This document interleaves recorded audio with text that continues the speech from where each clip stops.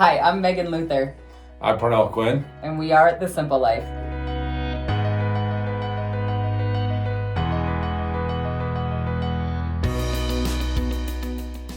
Today, we are talking about an update on the NAR lawsuit. We thought it was settled. Yeah. It's not. They reopened an investigation into the policies of the National Association of Realtors. So, Parnell, what does that mean? So what they decided to do is come back in and look to see if it's the local boards or if it's the state national association that's causing the problem, or what they seem to be problems. So NAR has been reopened.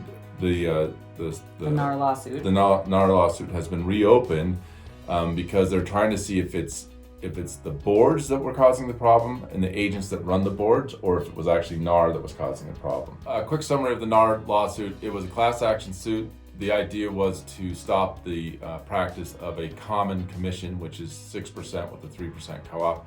That is why NAR got investigated, and that's why they came up with a settlement, because if you did look in the MLS, it showed the average co-op commission was 3%. And what about the brokerages themselves? The brokerages themselves could be liable for, if it's in their manuals that there's a mandated payment, cooperative payment, like several of them had 2.8, 2.5. That they had to offer as a cooperating commission. Right, they had to offer it, which meant the seller had to make the offer even if the seller didn't want to list with that company.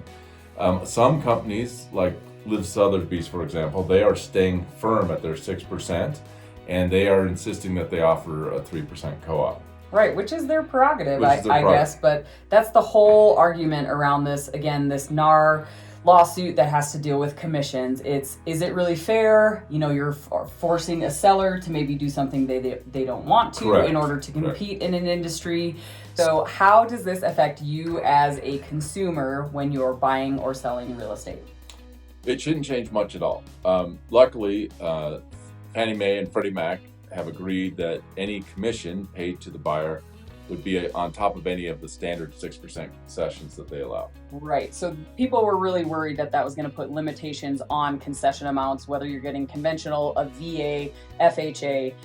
VA has limitations along with FHA that are much smaller, much lower, than conventional. So Fannie and Freddie came out and said, don't worry about it. You can take the full boat concession if you're getting one of those types of loans. And the buyer's agent commission can be on top of that. Yeah, added on top. What this is going to do for consumers is more people are going to have, instead of going directly to the listing agent, they're going to get their buyer's agent, because the buyer agent works for them, the buyer.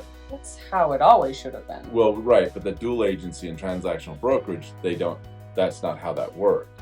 So This is much better for the consumer overall. Finally. Like everybody talks about it under the guise of this is better for the consumer, when in all reality it's not. So this is just adding a layer of transparency. Correct. It's a conversation to be had. There's nothing to be afraid of. This doesn't affect anything really. Right. If you're working with professionals who know how to operate in the realm of real estate. It allows the buyers to find the right representative for them. They can go pick their representative now, which is much better for them. Yep. We'll continue to keep you guys updated as this progresses.